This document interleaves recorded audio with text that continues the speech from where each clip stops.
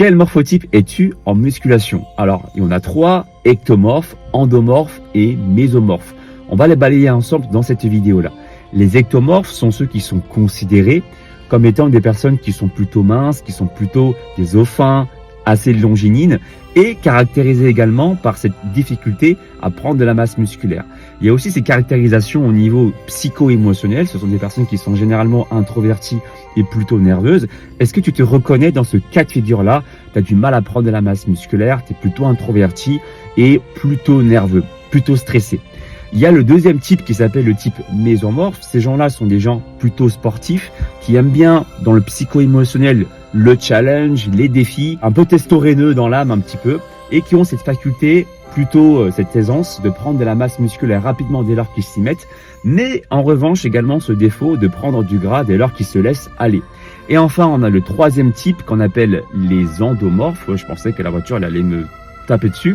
Les endomorphes sont ces personnes-là qui ont ce côté psycho-émotionnel à être plutôt gai, à être plutôt joyeux, à prendre les choses plutôt à la légère, mais aussi cette faculté de prendre du gras assez rapidement. Voilà, des bons vivres en fait.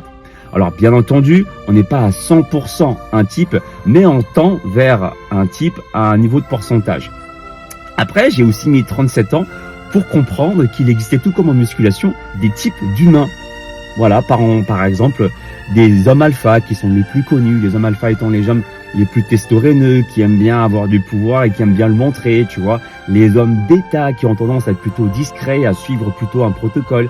Les hommes oméga et plus rarement, je l'ai appris aussi, qu'il existait des hommes sigma.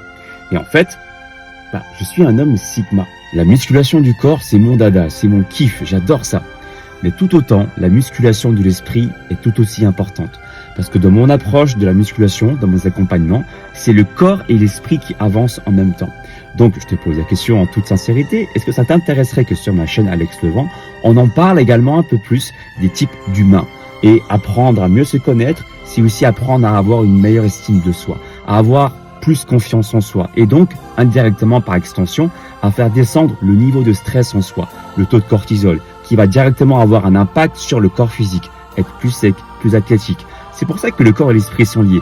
Donc dis-moi dans la barre des commentaires si ça t'intéresserait que j'approfondisse ce sujet dans une vidéo complète sur ma chaîne YouTube. Homme bêta, homme alpha, homme oméga, ou es-tu un homme sigma?